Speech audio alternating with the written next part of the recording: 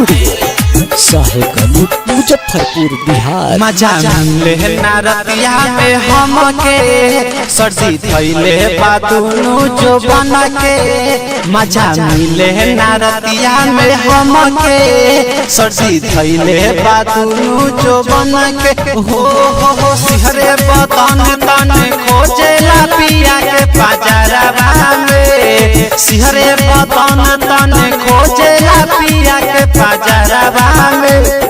गौना कराई के भतार गइले बहरवा में। गौना कराई के भतार गइले बहरवा में।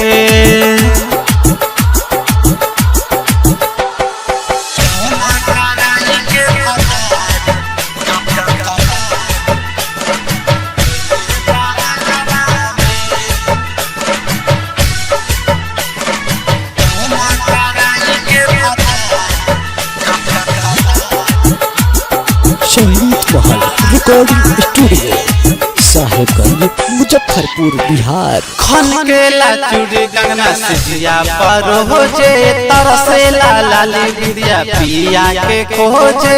खनकेला चूड़ी कंगना सिजिया पर होजे तरसेला लाली विद्या पिया के खोजे। सुतलो में उन्हीं के करही ले याद छोड़ी के हमरा के गइले धन्यवाद। गइले धन्यवाद हाँ गइले धन्यवाद। गइले धन्यवाद हाँ गइले धन्यवाद। उछल होई गइल बाहरे हमरो नजरवा से। उछल होई गइल बाहरे हमरो नजरवा से। गौना कराई के भतार गइले बहरवा में। गौना कराई के भतार गइले बहरवा में।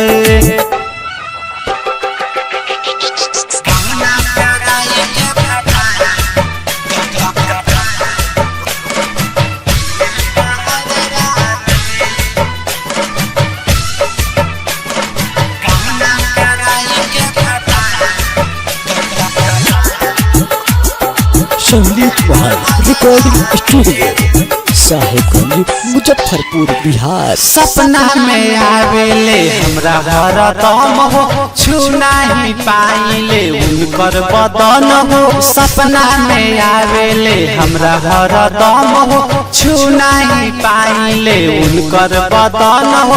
राजेश्वर राजा हम पे देवेले जे ध्यान उन्हीं में बसेला हमरो परान। हमरो परान हाँ हमरो परान।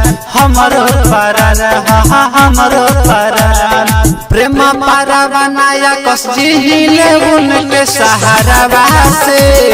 प्रेम पारावा ना मुकेश जिहिले उनके सहारावा से। गौना कराई के भतार गइले बहरवा में। गौना कराई के भतार गइले बहरवा में। मुजफ्फरपुर बिहार। मजा मिले नारतिया में हमके सर्दी थैले बादुनु जो बन के।